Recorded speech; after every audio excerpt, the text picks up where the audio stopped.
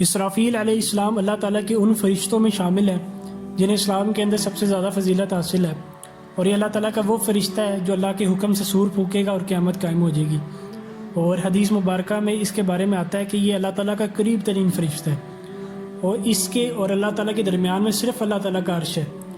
اور اللہ تعالیٰ کی جتنے بھی احکامات ہیں یہ باقی فرشتوں تک پہنچاتا ہے، جن میں سے 3 بڑے فرشتے بھی شامل ہیں، جن میں حضرت جبرائیل علیہ السلام، حضرت عزرائیل علیہ السلام اور حضرت میکائیل علیہ السلام بھی شامل ہے، اور یہ اللہ تعالیٰ کے عرش کو بھی اٹھائے رکھا ہے انہوں نے۔ اسرافیل علیہ السلام کو اللہ تعالیٰ نے 4 پر دیے ہیں، جن میں سے ایک پر ان کا مشرق تک پھیلا ہوا ہے، ایک پر ان کا مغرب تک پھیلا ہوا ہے، تیسرا پر وہ استعمال کرتے ہیں اپنے پاؤں تک اپنے آپ کو کور کرنے کے لیے، اور چوتھا پر وہ اپنے سر اور اپنے منہ کو چھپاتے ہیں اللہ تعالیٰ کے ڈر کی وجہ سے، اور اللہ تعالیٰ کے حکم کا انتظار کر رہے ہیں کہ اللہ تعالیٰ حکم دے اور میں یہ سور پھونک دوں۔ نبی کریم صلی اللہ علیہ وسلم مزید فرماتے ہیں کہ ان کی آنکھیں جو ہیں وہ اللہ تعالیٰ کے عرش پہ جمی ہوئی ہیں، اور انہوں نے اپنے لب اس سور کے اوپر رکھے ہوئے ہیں، اور اپنے سانس کو انہوں نے پوری طرح کھینچا ہوا ہے کہ اللہ تعالیٰ کے حکم کا انتظار کر رہے ہیں کہ جب اللہ تعالیٰ حکم دے گا تو میں سور پھونک دوں گا۔ ایک حدیث میں آتا ہے کہ نبی کریم صلی اللہ علیہ وسلم اور جبرائیل علیہ السلام تشریف فرما تھے کہ اچانک بادلوں کے اندر گرج پیدا ہوتی ہے، اور ایک فرشتہ زمین پر آتا ہے اور فرماتا ہے، جس کا مفہوم ہے کہ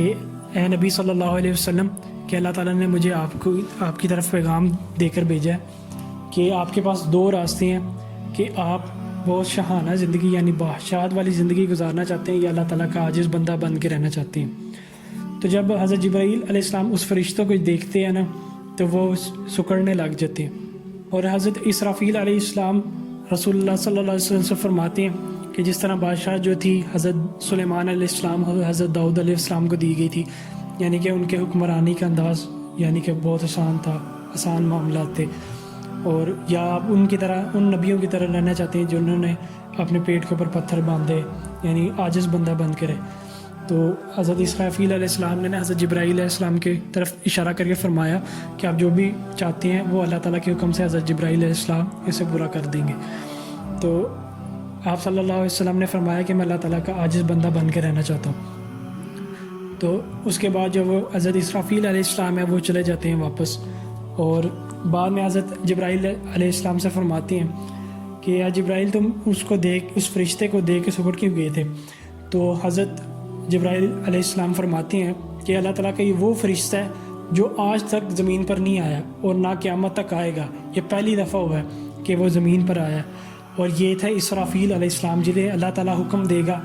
کہ سور پھونکے، اور وہ سور پھونکے گا قیامت قائم ہو جائے گی۔ اور اسرافیل علیہ السلام جب سور پھونکیں گے اس کی شدت اتنی زیادہ ہوگی کہ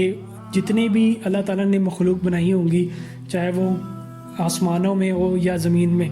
وہ ساری بے ہوش ہو جائیں گی، صرف ان کے علاوہ جنہیں اللہ تعالیٰ بچا لے گا۔ اس واقعے کے بعد آپ صلی اللہ علیہ وسلم نے اپنی زندگی میں پہلے سے بھی زیادہ عاجزی اختیار کر لی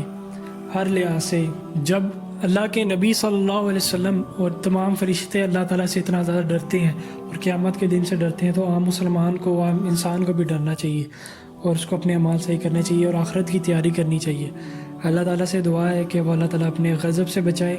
اور اپنی رحمت ہم پہ نازل فرمائے، اس دنیا میں بھی اور اس آخرت میں بھی، اور جو کچھ سنا ہے ہم نے اس پہ عمل کی توفیق عطا فرمائے۔